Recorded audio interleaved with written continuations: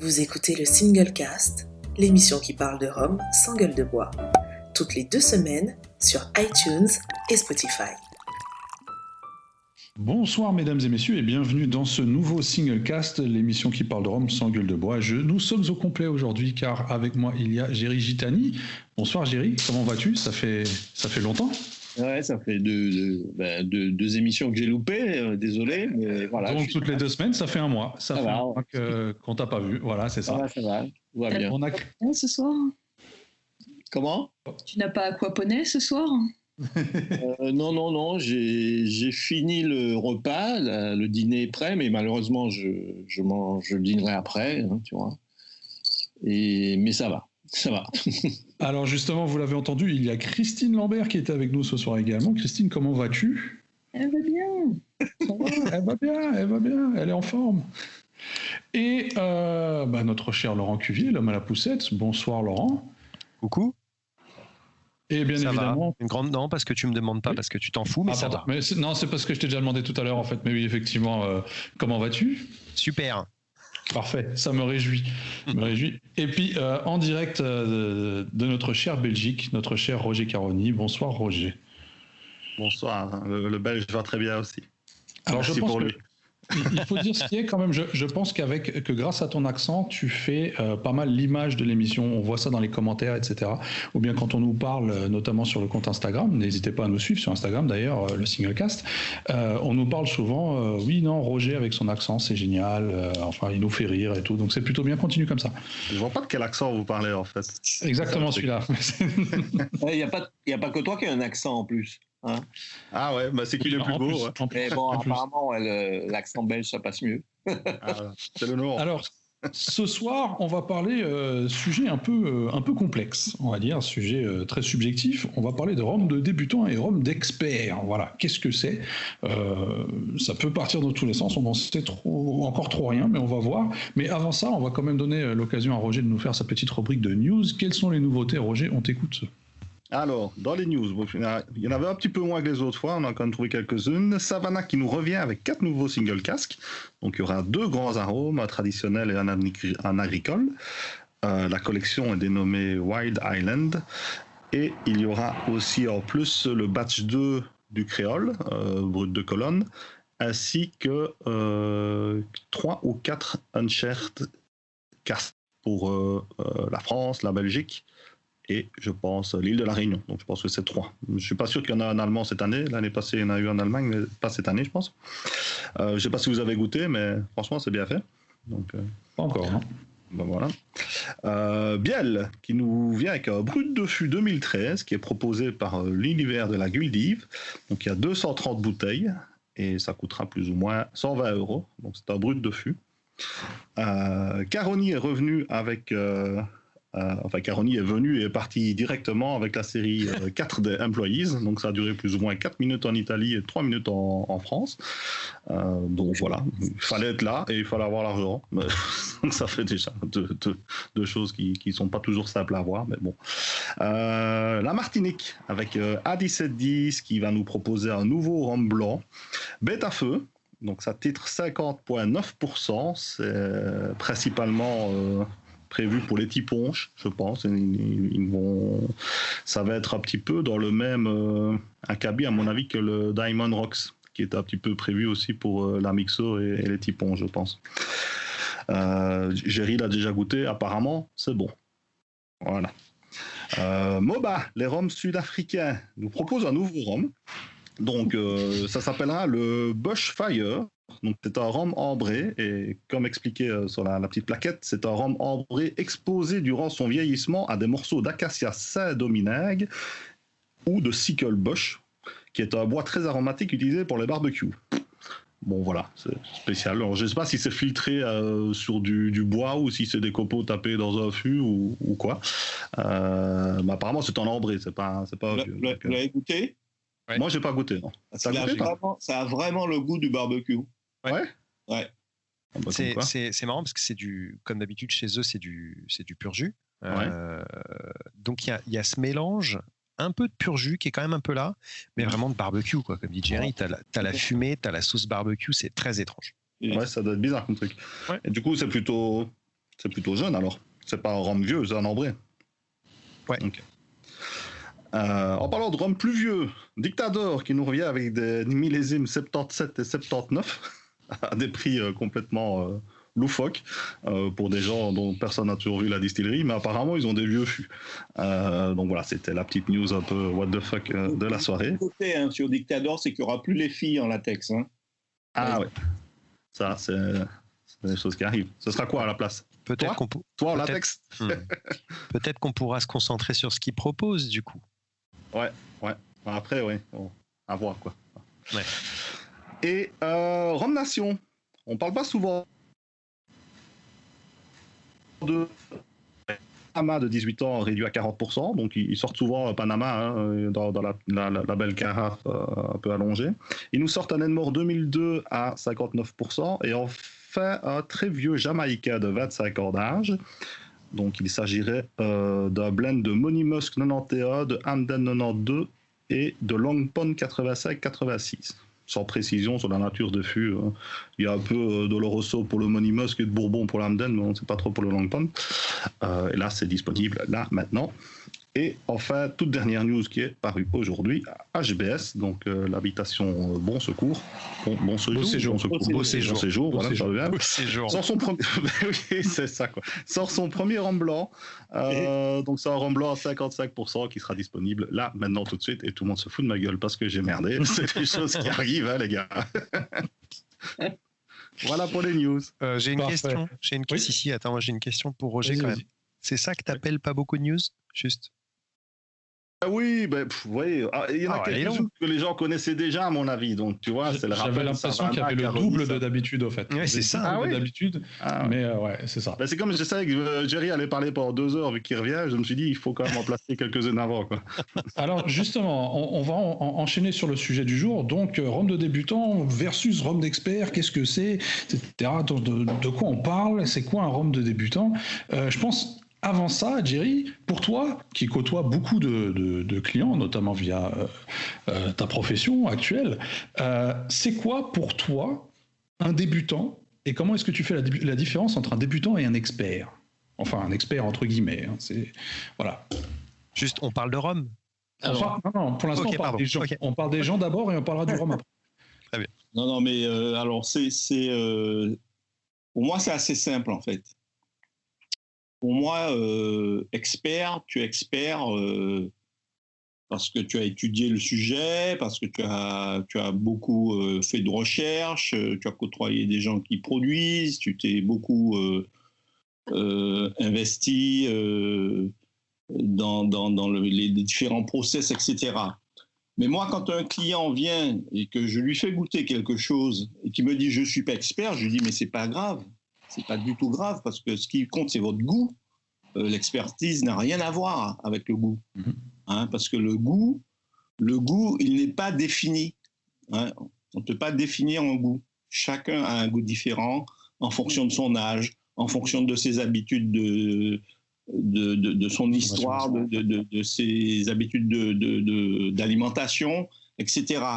Donc, je suis très à l'aise avec ça. Donc, on peut être expert dans un domaine, là on parle de rhum, mais quand il s'agit de goût, pour moi, là, il n'y a pas d'expert. Voilà, c'est assez simple. Or, on parle quand même de rhum.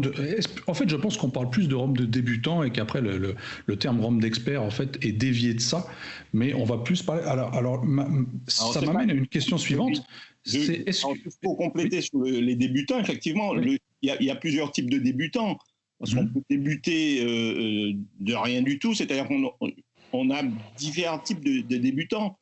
C'est-à-dire que la personne qui est habituée à déguster des spiritueux, que ce soit du cognac, du whisky, etc., je ne vais pas lui faire débuter avec les mêmes rhums que quelqu'un qui n'a pas l'habitude des spiritueux.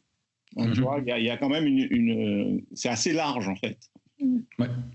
Alors, justement, est-ce que par rapport à ça, rhum de débutant, tu as déjà donné un élément de réponse, équivaut forcément à rhum sucré, comme beaucoup de gens tendent à l'entendre en fait.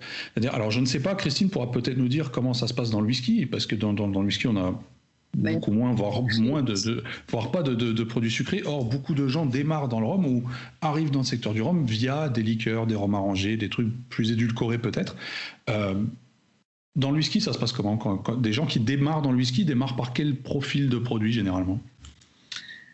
Il n'y a pas de whisky sucré déjà, donc ça. C'est pour ça. Ça supprime effectivement cette donnée-là. Je ne sais pas si on débute dans le whisky par un certain type de whisky. Je pense que tu débutes par ce qui t'arrive sous le nez un peu par hasard. Et qui retient vaguement ton attention à un moment donné et qui du coup te donne envie de réessayer le même spiritueux par la suite en une autre occasion, et de fil en aiguille tu vas, j'allais dire volontairement ou par hasard, découvrir qu'il y a différents types de produits au sein de ce spiritueux, différentes qualités, différents styles, etc. Et petit à petit tu vas un peu te faire ton goût. Le whisky, je pense que là-dessus pour moi c'est comme le rhum, comme n'importe quel spiritueux, comme n'importe quel produit alimentaire, c'est un goût acquis. Le sucré qui est plus ou moins inné, de fait, tous les goûts sont acquis. Quand tu arrives tout petit et à poil à la maternité en pesant 3-4 kilos, tu réclames pas du whisky ou du rhum, en principe, c'est plutôt du lait. Hein. Enfin, sauf Poussette, je crois que... Donc, et ensuite... comme disait Géry, au fur et à mesure tu grandis, puis tu vieillis, etc. Et petit à petit, tes goûts se forment de façon, je sais pas, selon des mécanismes à la fois sensoriels, sociaux. Ça compte beaucoup, hein, l'aspect social du goût, l'aspect, convivial, ton entourage, etc., qui te forme également, tu vois. Si tu nais et grandis dans une famille où on apprécie le rhum et dans un environnement où on boit du rhum, forcément, tu vas être peut-être plus facilement sensibilisé.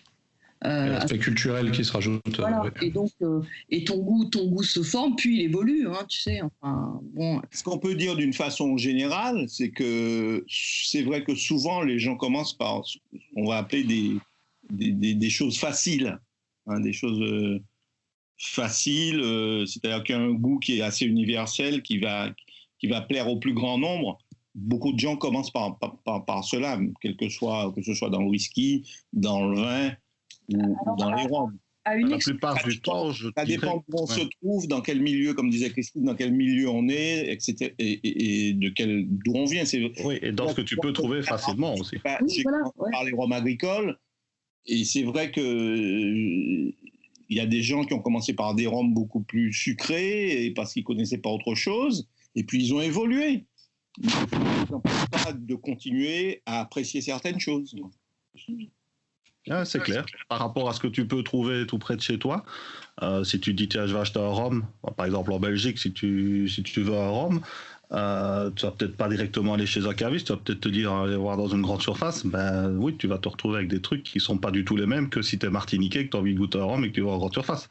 Donc là, par défaut, effectivement, déjà rien que par rapport là où tu es, la France, les grandes surfaces en France sont beaucoup mieux achalandées niveau rhum, je pense, qu'en Belgique et probablement en Allemagne. Donc déjà rien que ça joue aussi parce que le débutant ne va déjà moins faire la démarche d'aller chez un caviste et de poser des questions, il va aller au plus rapide. Et effectivement, souvent, c'est des rhums de cocktail, c'est du Bacardi, c'est du Havana. De temps en temps, s'il y a de la chance, il trouve un Appleton 8 ans ou 12 ans. Et puis voilà, donc effectivement, moi de mon côté, je pense que c'est Appleton et Angostura les deux premiers rhums corrects que j'ai bu après du Bacardi et des Havana, parce que tu n'as rien d'autre. Puis après, tu t'intéresses un petit peu, tu vois qu'il y a des cavistes qui s'y connaissent mieux que le responsable spiritueux du Cora de recours. Et puis il t'amène lui vers d'autres choses et il te fait goûter d'autres trucs. Et tu termines à parler rhum avec des gens sur un podcast, quoi. Donc comme quoi, c'est pas que positif. Non, mais dans le rhum, en plus, il y a quand même une porte d'entrée assez fréquente qui est celle du cocktail, du cocktail tout simple, c'est-à-dire un petit punch, un mojito. Un Cuba Libre, ouais. Un Cuba Libre, voilà, et ça, c'est massif par rapport au whisky. Puis ensuite, tu dis merde, c'est quand même bon le petit punch. Ah, puis c'est bon quand t'enlèves aussi le sucre et le glaçon et le citron, dis donc. et tu poursuis ton chemin comme ça. Alors, après, on a quand même un certain nombre de personnes qui, eux, ne cherchent pas forcément à évoluer. Jerry parlait tout à l'heure d'évolution du goût, de gens qui commencent par le sucré pour après découvrir d'autres choses, etc. Alors qu'on a un certain nombre de personnes qui vont, eux, rester au sucré. C'est-à-dire qu'il y a vraiment cet attrait pour le sucre qui est quand même facilité dans le rhum, parce qu'il y a un certain nombre de produits de rhum ou bien produits à base de rhum qui sont sucrés, et un certain nombre de personnes qui du coup restent vraiment sur ce profil de produit-là parce que ça leur plaît. Et alors, surtout, c'est qu'il n'y a absolument rien de mal à ça. Je veux dire, après, tous les goûts sont dans la nature, donc c'est normal. Et donc voilà, après, c'est quelque chose qu'on retrouve effectivement moins chez d'autres spiritueux parce que, voilà, comme dans le whisky, des whiskies sucrés, ça n'existe pas. Et puis voilà, donc c'est beaucoup plus compliqué. Alors après, si maintenant on doit prendre le problème à l'envers, les rhums d'experts, du coup, c'est quoi un rhum d'expert? Alors, attends, parce que... Alors, ouais, il faut que je parle. Oui, oui. Je suis payé pour ça, merde. T'es payé, toi? Pas vous. Fallait pas dire à tout le monde. Désolé, Benoît. Merde. Pour commencer, alors moi, quand j'entends ou que je lis rhum de débutant contre rhum d'expert, en effet, malgré tout, comme Jerry l'a dit, ça dépend d'où les gens viennent. Quelqu'un qui est un amoureux du whisky, peut-être de whisky tourbé, etc., il va sans doute plutôt partir sur des trucs un peu plus costauds et forts en arôme, on va dire. Mais moi, j'entends plutôt le débutant en spiritueux qui va mettre un pied dans le rhum. Et d'où cette porte d'entrée, alors peut-être par les cocktails, en effet, mais souvent, voilà, par ces rhums édulcorés, soit du sucre ajouté, des arômes, des agents de texture, etc. Enfin, il y a plein de choses qui font les rendre un peu plus faciles et abordables. Et c'est vrai que moi-même, j'ai commencé par ça aussi, puisque c'était un Eldorado 12 ans, qui est quand même sucré aussi, hein, mine de rien. Il n'y a pas que ça, donc c'était quand même intéressant, mais il y a quand même pas mal de sucre. Et puis après, je suis passé par des rhums aussi tradition espagnole, etc. Ensuite, quant à l'évolution du truc, c'est vrai qu'il y a pas mal de gens qui vont rester là-dessus. Alors moi, je trouve ça un peu dommage dans l'absolu, c'est-à-dire qu'il y a tellement de bonnes choses par ailleurs que se bloquer sur un style, après celui-là ou un autre, je trouve ça un peu dommage. Mais que ce soit, enfin, quelqu'un qui va boire que du Hamden ou que du Caroni, je trouve ça dommage aussi, hein. Parce que, comme je dis, il y a plein de styles, plein de différences, plein de trucs qui vont permettre un peu d'élargir nos horizons, etc. Le sucre, après, on a déjà eu ce débat, donc on va pas le revoir, mais ce qui est important, c'est juste que les gens le sachent. Je trouve que de base il n'y en a pas dans le rhum et que s'il y a un goût sucré, c'est que c'est ajouté. C'est le côté, bon, on a déjà eu un épisode entier là-dessus, mais sur la transparence, et donc il faut juste que les gens, et c'est pour ça que c'est intéressant d'aller peut-être chez un caviste qui va expliquer un peu plus que le caissier ou la caissière, voilà. Donc avoir ces informations-là, sans ça, ça va être beaucoup plus compliqué d'évoluer. Et moi, c'est par des cavistes que j'ai pu évoluer et passer à d'autres styles, essayer de nouvelles choses, etc. Donc, il n'y a rien de mal j'ai rien contre les gens qui boivent évidemment des rhums édulcorés, mais il faut juste qu'ils sachent qu'il y a des ajouts dedans, que c'est pas naturel comme ça, quoi. Voilà. Après, ce qu'ils ont envie de le savoir, parce qu'à côté de ça, s'ils prennent leur plaisir avec ces trucs-là et qu'ils passent des bons moments avec, dans l'absolu, ils ne sauraient même pas que c'est pas la fin du monde non plus. C'est mieux de le savoir, c'est sûr, mais je ne dis pas qu'il ne faut pas le dire, hein, mais je veux dire, je peux comprendre qu'il y a des gens qui restent là-dessus parce que ils achètent peut-être 2 bouteilles par an, ils traînent ça pendant un an et demi, ils sont tranquilles avec, ils disent j'aime bien le rhum, mais bon voilà, il n'y a rien de mal à ça non plus, quoi. Donc évoluer dans tout, tu ne saurais pas évoluer à chaque fois que tu fais un truc dans tout, aller au fond, quoi. Donc tout dépend un petit peu de ses priorités, de ses passions, je dirais. Donc, voilà. Alors, on est d'accord pour dire qu'un rhum de débutant, entre guillemets, sera donc quelque chose de plus accessible. Mais plus accessible en goût, pas forcément. Et encore, voilà, et plus accessible en goût, pas forcément. En goût, ouais, mais pas forcément plus accessible en sucre, quoi. Pas forcément parce qu'il est plus accessible sur la gourmandise, tu vois, pas nécessairement en tout cas, mais peut-être que du coup c'est également, rassurant, que les arômes soient, on va dire, nets et identifiables. C'est jamais quand tu débutes, tu as l'impression d'un seul coup de bien saisir. Par exemple, tu vois, tu me disais tout à l'heure les rhums, on va dire, consensuels, ou en tout cas un peu universels, séduisent beaucoup de gens. Mais moi, j'ai remarqué par exemple que dans le whisky, il y a énormément de gens qui arrivent dans le whisky via les whiskies tourbés. Parce que le goût est tellement reconnaissable, identifiable, que d'un seul coup, tu te dis, waouh, j'arrive à reconnaître ça à l'aveugle sur une série sur table. Tu as presque l'impression déjà de t'y connaître un peu, tu vois, en appréciant un goût qui est très affirmé, très distinct. C'est très valorisant. Tu as complètement raison. L'autre jour, j'ai eu quelqu'un qui est venu dans la boutique où je suis et qui me dit je n'aime pas le rhum, je n'aimais pas les rhums blancs. Et on m'a fait goûter, alors je vais nommer la marque, je suis obligé, on m'a fait goûter la Perle de 1710 et déclic. Et ça, c'est mon rhum et c'est ce que je veux. Je lui dis mais j'en ai pas, j'ai autre chose. Il m'a dit non, c'est ce que je veux, je ne prendrai pas autre chose. Comme quoi, vraiment, ça dépend vraiment du palais de chacun, en fait. Après, il y a des grandes tendances, effectivement, comme disait Laurent, sur les trucs édulcorés sucrés, c'est les grandes tendances. Mais il y a des gens qui vont découvrir un produit et pour eux, ce sera le déclic. Et donc, ils sont débutants, en quelque sorte. Ils vont partir sur quelque chose qui a une certaine complexité. Donc, il n'y a pas de règle absolue, en fait. Mais alors, justement, ça m'amène à ma question de tout à l'heure. Du coup, c'est quoi un rhum d'expert ? Je pense que ça n'existe pas, un rhum d'expert. Ah, d'accord avec Laurent. Enfin, Roger. Alors, l'homme à Roger, c'est ça, ouais. Est-ce que c'est pas la réponse correcte qu'on a envie d'entendre spontanément et de dire spontanément? Est-ce que si quelqu'un vient vers toi en boutique, Géry, ou vient vers toi, Laurent, en disant je ne connais rien au rhum, j'ai jamais goûté de rhum, etc., mais j'aimerais m'y initier gentiment, par quoi est-ce que tu me conseilles de commencer? Est-ce que spontanément tu vas aller lui chercher un Savannah Grand Arôme ou un Jamaïcain brut de fût qui te dépote le palais en 10 secondes?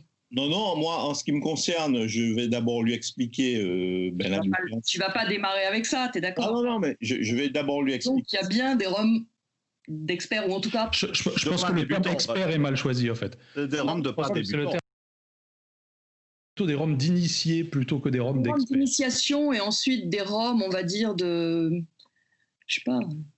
Ah, je connais quelqu'un qui a commencé les rhums sur l'île de la Réunion avec un grand arôme. Oui, ça doit peut arriver aussi. Ça doit arriver. Pourquoi pas? Maintenant, c'est vrai que il y a des quelqu'un viendrait me trouver... On peut dire, les rhums d'experts, c'est vrai que quand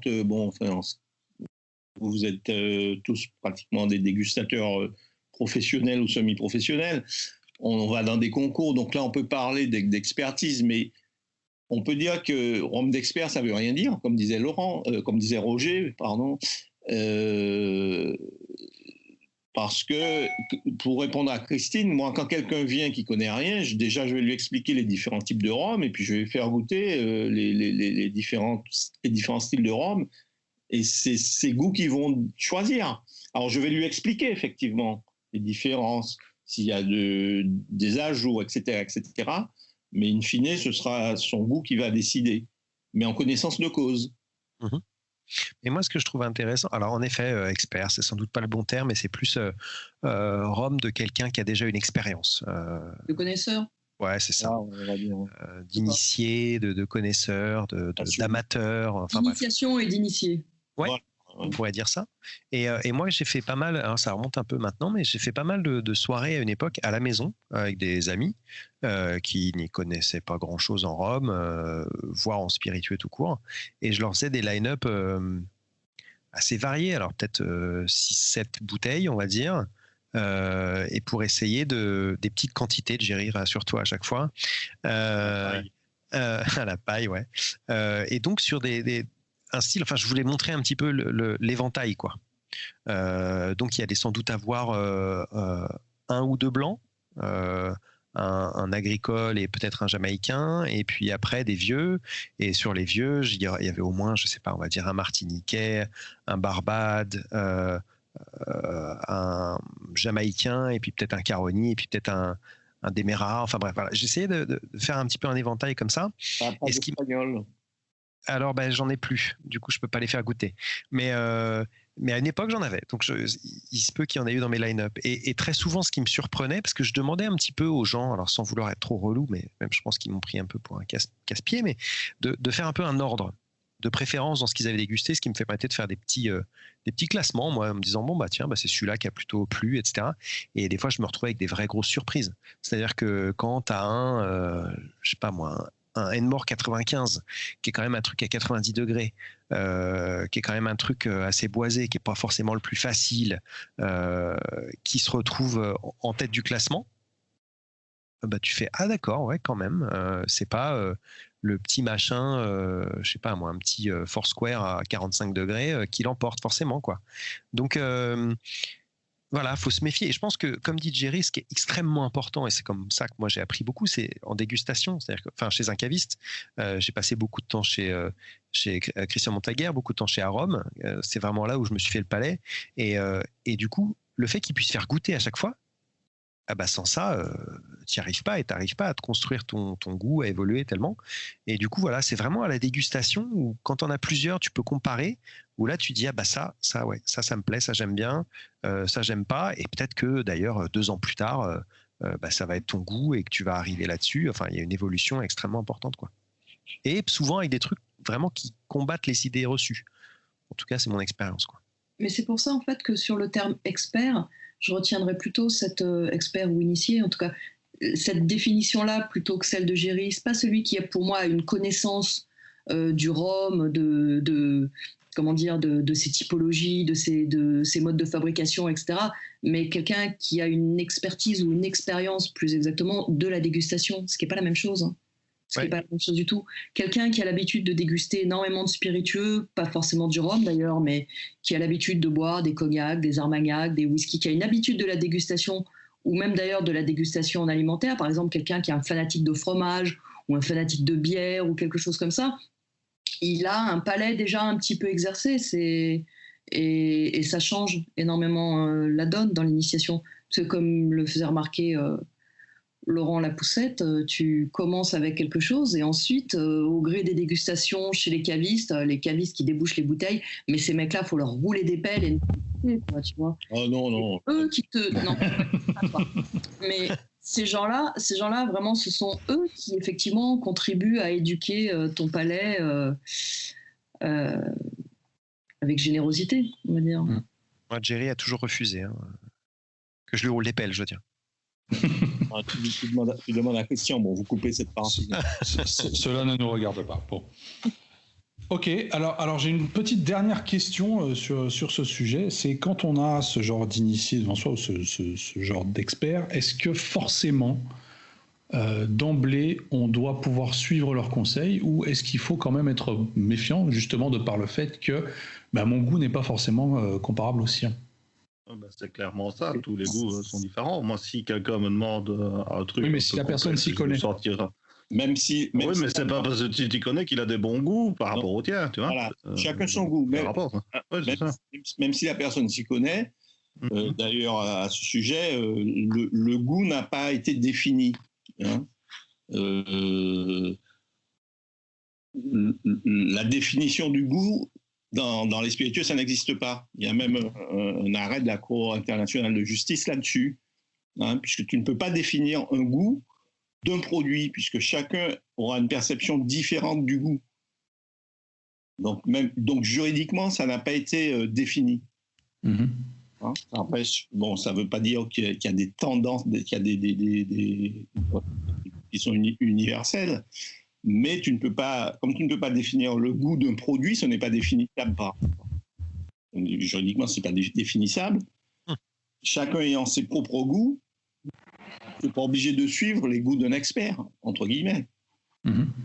Moi, je dis toujours aux gens qui commencent à s'intéresser à un spiritueux, repérez dans la presse ou parmi vos amis ou sur les blogs, les réseaux sociaux, repérez quelqu'un qui... assez souvent, ça n'arrivera jamais 100 fois sur 100, mais qui assez souvent vous oriente vers des choses dont vous vous dites « Tiens, c'est vachement bien ça, j'aime beaucoup ». Parce qu'il y a des chances que du coup, cette personne ait des goûts assez similaires aux vôtres. Ouais. Et du coup, quand vous hésitez entre plusieurs bouteilles et que vous n'avez le budget que pour une, bon, vous tromperez sans doute moins souvent en lui faisant confiance qu'en faisant confiance à une autre personne, donc vous vous apercevez que bon, il n'est pas sur votre longueur d'onde, quoi, tu vois. C'est-à-dire que ça te donne des indications. Voilà. Ça va correspondre à tes goûts ou pas forcément. Et là, tu dis non, je suis pas d'accord avec lui sur ce produit-là. Et sur notre produit, ah oui, c'est vrai. Ben voilà, ça te permet déjà de t'orienter, on va dire. Ouais. Non, c'est un très bon conseil. Et ce que je fais aussi beaucoup avec les gens qui s'initient au whisky, notamment, c'est que c'est vrai qu'il y a des goûts et des whiskies plus abordables, en tout cas plus consensuels sans doute, plus abordables que d'autres. Mais en tout cas, régulièrement, il faut mettre sur le chemin des gens qui s'initient un produit d'exception. Quelque chose, tu vois, dont on se dit, tiens, ça c'est quand même une bouteille de connaisseur, ça s'adresse pas à tout le monde. Parce que même si la personne qui s'initie passe à côté, tu poses des marqueurs et des jalons sur son chemin. Et il y a un moment donné, j'ai remarqué, il y a un déclic qui se fait quand tu fais ça avec des gens qui apprécient les spiritueux. Bon, chez moi, tu vois, mon bar, c'est un peu open bar, quoi. Les potes, c'est plutôt chez moi qui viennent se réunir quand ils ont envie de boire quelque chose de bien. Donc, et je vois bien qu'au fil des années, certains qui passaient complètement à côté de produits plutôt d'exception ne passent plus à côté aujourd'hui. Parce que à une époque, c'était pas compréhensible, en tout cas. Parfois même, d'ailleurs, se disaient même pas c'est bon, tu vois, clairement. Moi, j'avais l'impression de leur servir quelque chose d'exceptionnel et puis je pas, hein, vraiment. Ah, des fois, tu tombes de haut, tu arrives tout cher avec ta bouteille et puis ça passe pas du tout, quoi. Et puis tes goûts s'affinent. Tu apprends toi-même à les connaître, ils évoluent un peu, etc. etc. Pour ça aussi, je dis, quand vous achetez des bouteilles, quand vous initiez à un spiritueux, et qu'à un moment donné, vous vous dites merde, je me suis bourré, c'est pas du tout de mon goût, ne les balancez pas, hein, parce que c'est pas de votre goût aujourd'hui, mais dans 12 mois, dans 18 mois, ça sera peut-être à votre goût.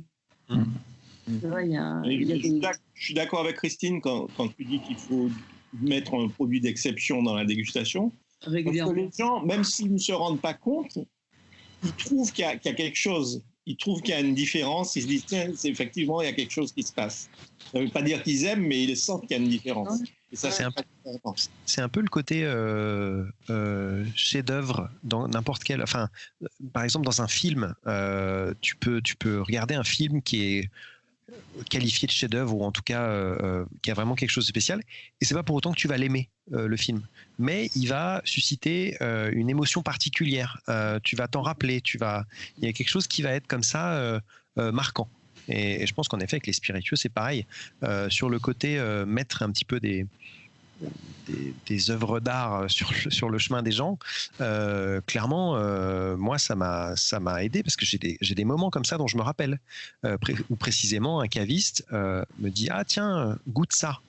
Et en effet, ça n'a pas toujours été le côté positif. La plupart du temps, oui, quand même, où je me suis dit « Oh punaise, ce truc… ça m'ouvre des nouvelles perspectives, quoi. Par contre, et je le prends régulièrement cet exemple, moi au début les rhums agricoles, AOC par exemple, j'y arrivais pas. Et il m'a fallu quelques temps avant de m'y mettre. Parce que j'avais les conseils, alors c'était Freddy de Arom qui me disait souvent ça, qui me disait reviens à ce que t'aimes pas, à ce que t'as pas aimé il y a 6 mois. Réessaye, voilà, t'en prends un demi-centilitre, hein, juste pour voir. Et comme j'avais cette chance, bah voilà, il y a des cavistes qui ouvrent, comme tu disais, Christine, et que c'est quand même une chose, enfin, un bien incroyable. C'est-à-dire que sans ça, moi, je serais pas là, et il y a plein de gens qui seraient pas là. Et du coup, c'est un très très bon conseil de revenir à certaines choses de temps en temps, d'essayer de retrouver l'occasion de déguster un agricole, un truc plus sucré, un truc plus fort, enfin bon. Donc tout ce côté évolution et chemin, grâce à ces petites œuvres d'art qui sont placées comme ça, faut en profiter et il faut vraiment essayer de ne pas se fermer à rien, en fait. Mais c'est ça. Curieux. Il faut garder les yeux ouverts, il faut être curieux. Ouais. Et aller voir ce qui se passe dans les autres spiritueux pour déguster d'autres choses. Aussi. Mais ça, c'est presque. Un style. C'est un peu l'étape d'après, ça. Armagnac, whisky. Ouais. Oui. Non, mais je suis d'accord. Et à la limite, ça peut se faire. Il faut être curieux, il faut goûter. Parce qu'il faut pas se fermer, comme disait Laurent, il ne faut pas se fermer. Même les choses dont a priori on n'aime pas parce que c'est pas ses goûts, mais il faut goûter parce que peut-être que dans cette catégorie, il y aura une cuvée qui va te plaire. Mais faut à la fois. On va trouver un Caronis à la page, Géry, tu verras. Faut s'ouvrir, faut être curieux. Faut être curieux, mais il faut aussi se faire confiance à soi, tu vois, parce que j'ai remarqué que parfois il y a beaucoup de gens qui ont honte de dire qu'ils apprécient quelque chose dont tu vois, un rhum dont ils se disent, mince, je vois que tout le monde se bidonne sur cette bouteille sur les réseaux sociaux, j'ai peut-être un goût de chiotte, non. C'est vrai. Toi t'aimes quelque chose et puis d'autres pas, mais c'est pas.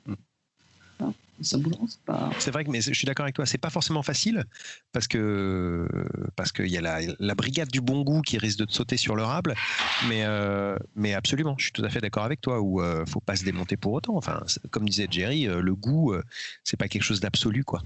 Donc on aime quelque chose, et puis voilà. Et ben voilà, je pense que c'est sur ces belles paroles qu'on va terminer cette émission. À moins que quelqu'un d'autre ait quelque chose à dire. Laurent, tu as quelque chose à dire encore ? Pas du tout, je levais le poing en signe de révolution. Très bien, ok. J'ai faim, j'ai pas encore mangé. Eh ben, tu vas pouvoir aller manger maintenant. Vous, chers auditeurs qui nous écoutez, c'est quoi pour vous justement un rhum de débutant, un rhum d'expert ? Qu'est-ce que vous avez pensé de cette émission ? Dites-nous tout dans les commentaires sur... Pardon ? On n'a pas donné d'exemple. Avec quoi vous conseilleriez de débuter chacun ? Ah, très bonne idée. Tiens. Si vous devez, plusieurs, pas un, tu vois, mais est-ce qu'il y a plusieurs distilleries ou marques qui vous viennent spontanément ? On va pas faire de la pub quand même. D'accord, ok. Si, alors moi j'ai envie de dire, moi. Si, on peut faire de la pub. Allez. Je m'en fous. On voit qu'il est payé. Hein, arrête un peu. Je vais reprendre mon exemple personnel qui était l'Eldorado 12 ans, qui certes est édulcoré mais pas outre mesure et qui propose un petit peu d'autres choses que les sempiternels caramel et vanille. Donc ça m'a bien plu. Dans le style latino, un Abuelo 7 ans par exemple, je trouve que c'est pas mal du tout. Santa Teresa aussi, c'est très bon. Ouais, très bien. Ça peut plaire aussi, ouais. Santa Teresa. C'est ce que j'aurais dit aussi, ouais, Santa Teresa. Ouais. C'est très correct, ça. Ouais. Donc ça, c'est... Ouais. Moi, je vais commencer, effectivement... alors, je vais goûter d'abord, effectivement, les rhums, on va dire, de tradition hispanique. Souvent, c'est un Botran, un Abuelo ou un Santa Teresa. Après, je passe au rhum de tradition, on va dire, anglo-saxon. Et là, alors les Foursquare sont franchement très faciles. Ouais, c'est facile. Hein. Après, la transition, je passe sur des rhums agricoles et là, je fais goûter soit des choses assez faciles comme un vaisseau puisque c'est assez facile. Ouais, ou des HSE, c'est souvent très rond, très gourmand. C'est un peu plus complexe, mais ou un damoiseau qui est très facile aussi en agricole, quand c'est du vrai agricole. Bon. Tu coupes Benoît. Bien sûr. Voilà. Donc voilà, c'est à peu près ce que je fais déguster. Et, moi, j'ai tendance à faire démarrer sur les agricoles parce que c'est vrai qu'en France, c'est quand même très rare de ne pas être tombé sur quelqu'un qui n'a jamais goûté à de l'agricole, ne serait-ce qu'en tiponche, tu vois. Donc, bon. Mais sur effectivement, Trois-Rivières, ces choses-là. Et ou directement sur plutôt des Britanniques bien foutus, tu vois, Barbade, ça marche toujours. Ou les blends de la compagnie des Z, par exemple, Navy Rhum ou des choses comme ça. Saint-Lucie, ça marche. Sympa, ça ne coûte pas trop cher. Parce qu'il y a ça aussi, pour commencer, tu ne commences pas tout de suite avec un truc à 90, 100 euros, quoi. Donc tu es plus dans un budget 40-50 euros quand tu commences. Enfin, moi, en tout cas, c'était plutôt ça. C'était déjà pas mal d'ailleurs. Et donc, du coup, là, maintenant, ça devient un petit peu plus limité, mais il y a toujours des chouettes petits blends chez les embouteilleurs indépendants qui marchent bien. Vrai. C'est sûr que quand tu parles des plantations aussi, c'est facile. Oui, plantations, ça, c'est sûr. C'est un bel exemple. Ouais. Alors c'est marrant parce que moi ça me rappelle une anecdote, ça s'est passé l'année dernière sur un salon de whisky ici en Allemagne où donc voilà, il y avait une petite partie du salon qui était dédiée au rhum, mais c'était majoritairement du whisky. Et il y avait des amateurs de whisky, donc voilà, confirmés dans leur domaine depuis 20 ans, enfin voilà, qui connaissent tout sur tout, et qui du coup étaient ils avaient très difficile à venir vers le rhum. Et donc en arrivant vers le rhum, justement, j'ai cru bien faire, et donc je cherchais forcément quelque chose qui allait peut-être un peu plus aller dans leur direction et pas forcément quelque chose d'édulcoré. Voilà, c'est quelque chose de trop simple. Et je leur propose donc un agricole, et ils ont été déçus de chez déçus. Selon eux, ça, c'est pas du rhum. Ah, ils avaient une idée bien définie. L'idée, pour eux, du rhum, il fallait obligatoirement que ça soit sucré. Ouais. Mais il y a un truc. Ça, moi, comment il s'appelle ce bouquin de Wayne Curtis C'est un bouquin qui n'a pas été traduit en France. Merde, sur le rhum. Zut. Ça doit s'appeler Un de Bottle of Rhum. Oui. Et ça, la première édition, parce qu'il l'a changé, il l'a réédité il y a 2 ans, je crois, et qu'il a changé la fin. Et donc, lui, c'était vraiment un expert en spiritueux, notamment rhum, et il raconte un peu tout ce qui est possible de raconter sur l'histoire du rhum, etc. Et de la mixologie également. Et à la fin de son bouquin, il te dit que le rhum qui l'a le plus impressionné dans sa vie, le meilleur rhum au monde, pour lui, c'est Zacapa. Voilà. T'as vu ce blanc? Ouais. Non, mais je peux comprendre. En plus, le Zacapa blanc, tu veux dire? J'ai jamais vu. Ils ont un beau packaging, ils ont une belle histoire, ils ont des gros chiffres sur les bouteilles, non, c'est vrai. Ah, c'était considéré comme quand on revient à l'aspect culturel des goûts, ça compte beaucoup. Hein. Un auteur américain, c'est pas du tout anodin. Les Américains, ils sont pas. Non, mais t'as raison. En train de plonger sur la vie. C'est vrai. Ouais, c'est vrai. Mais Jerry, juste un petit mot, c'est marrant que tu aies parlé du Trois-Rivières VSOP pour en arriver à l'agricole, parce que c'est exactement celui auquel je pensais. Je trouve que l'Ammonie, la signature maître de chai est pas mal non plus, dans ce style-là. Donc des trucs très abordables, autant au niveau du prix que gustativement, parce qu'on a des trucs à moins de 40 €, si je dis pas de bêtises. Donc c'est vrai qu'il y a plein de passerelles entre les différents mondes, que ce soit à l'intérieur du rhum ou avec d'autres spiritueux. Roger, je suis d'accord avec toi sur élargir un peu ses horizons et pas rester que sur un spiritueux, ça peut être intéressant aussi. Moi, quand j'en ai l'occasion, je m'en prive pas. Donc voilà, mais je pense que, pour moi, vraiment, le plus important, c'est de rester curieux et de pas avoir honte de ses goûts, quoi. Oui, de partager avec des potes, discuter, ouais. Échanger. C'est important, quoi. C'est là-bas que tu apprends surtout, en fait. Hein. Quand ton pote te sort une bouteille à l'aveugle, à la limite, c'est encore le plus simple. Ah ouais. Les échanges, le côté social, hyper important. C'est pour ça que je t'ai croisé au rayon cognac hier. Absolument. C'est pas impossible. 2 fois. Allez, long.